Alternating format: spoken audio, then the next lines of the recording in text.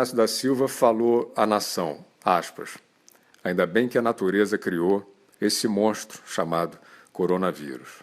Ainda bem que a natureza,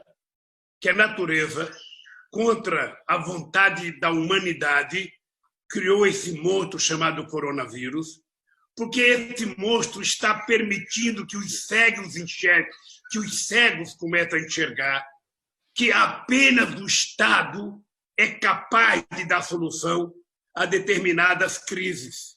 Assim, o ex-presidente comemorou a destruição do país provocada pela paralisia decorrente da epidemia, que, segundo ele, é muito bem-vinda, porque assim o Paulo Guedes se ferra e ele, Lula, pode dizer que eficaz era o parasitismo estatal do PT. Não se sabe se foi a natureza que criou esse monstro chamado coronavírus, mas com certeza foi ela que criou esse monstro chamado Lula, com a cumplicidade dos inocentes úteis que estão aí até hoje dando voz a ele. Esse monstro, chamado Lula, está condenado a mais de 20 anos de prisão por destruir o Brasil, por atirar o povo na maior recessão da sua história, sem ajuda de doença nenhuma, ou seja, uma praga que nem a OMS conseguiria tipificar.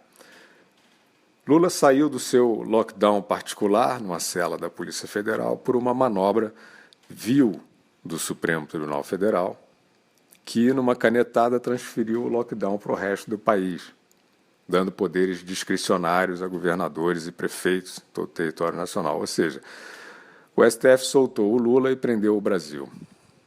Mas tudo tem seu lado bom, porque ao comemorar o surgimento do coronavírus, com a desinibição que só ele tem, Lula, de certa forma, libertou os torcedores da Covid-19 que estavam aí confinados no armário.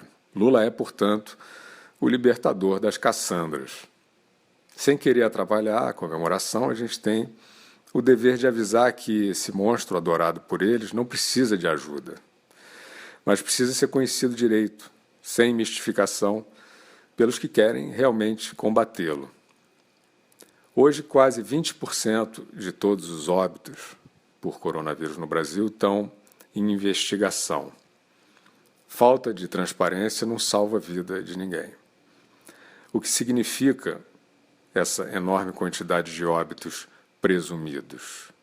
Isso é um mistério, favorecido por decretos como o que foi editado em São Paulo, permitindo atestar como possível Covid-19 óbitos sem causa definida. Outro mistério é a falta de separação dos casos, em que o portador do coronavírus faleceu por outras causas, que são muitos esses casos, são significativos e mudariam bastante o quadro da letalidade. Buscar rigor estatístico não é minimizar o problema, é conhecer melhor o problema. Os que talvez te acusem de negacionista, se você estiver querendo conhecer melhor o problema, são os mesmos que dizem que a única saída contra a morte é colocar a população toda em casa, onde está, hoje, segundo a OMS, a maior frente de contágio dentro das residências. A Organização Mundial da Saúde já atestou. Portanto, quem sabe desses patrulheiros é o Lula. A Grã-Bretanha fechou quase tudo, a Suécia deixou quase tudo aberto. Quem tem mais vítimas de coronavírus por milhão de habitantes? Não conta aí para o Talibã da Terra Parada. Quem tem mais vítimas é a Grã-Bretanha.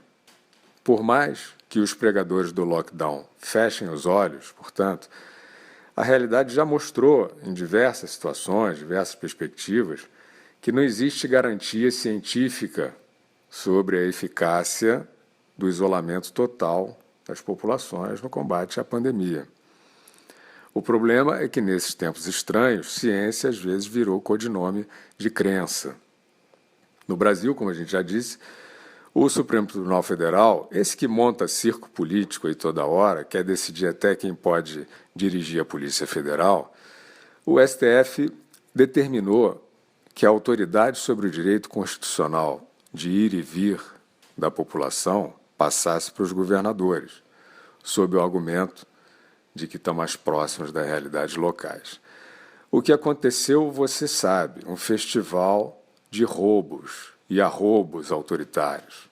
milhares de cidades sem um único caso de Covid, com tudo trancado, cidadãos e cidadãs apanhando de homens armados em todo o território nacional, esses dizendo que estão salvando vidas. Isso vai ficar escrito na história. Nesse capítulo, em que medida sanitária virou licença para violentar direitos humanos à luz do dia, os humanistas estavam de férias. Silêncio total. A razão para colocar a liberdade do cidadão, o valor constitucional basilar, na mira da caneta de qualquer tiranete, foi o princípio científico, entre muitas aspas, né, de que prender todo mundo em casa seria uma medida segura contra a ameaça letal do vírus. Esse princípio, conforme já dito, faliu. O que foi apresentado, então, como diretriz científica segura continua sendo, uma hipótese.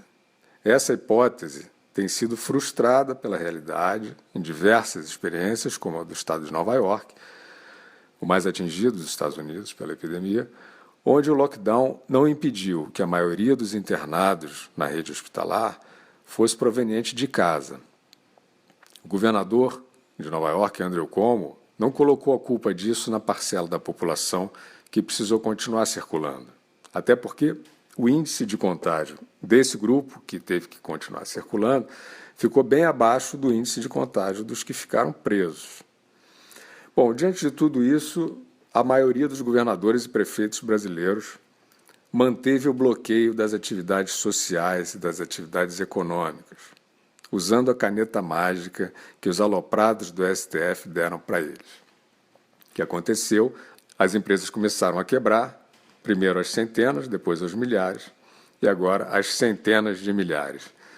O lockdown arbitrário, sem comprovação científica, está provocando, portanto, como era óbvio, uma tragédia social, uma tragédia econômica e trabalhista. De quem é a culpa? Adivinha? Acredite se puder, a ruína financeira dos desempregados está sendo atribuída por gente do Judiciário, do Ministério Público, dos governos locais e também de parte da imprensa a uma frase do presidente Jair Bolsonaro, que, aliás, é contra o lockdown total. O Bolsonaro citou um artigo da CLT, que envolve governos locais, nas indenizações trabalhistas, se os governos locais tiverem tido responsabilidade sobre o fechamento da empresa, sobre a falência da empresa.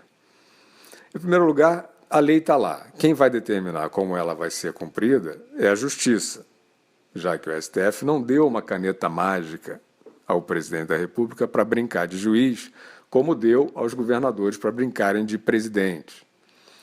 E se governadores e prefeitos quiserem provar que não tiveram responsabilidade direta no fechamento dessas empresas, que eles impediram de funcionar, eles vão ter que mostrar a equação científica, comprovando o lockdown como medida obrigatória, inescapável de saúde pública.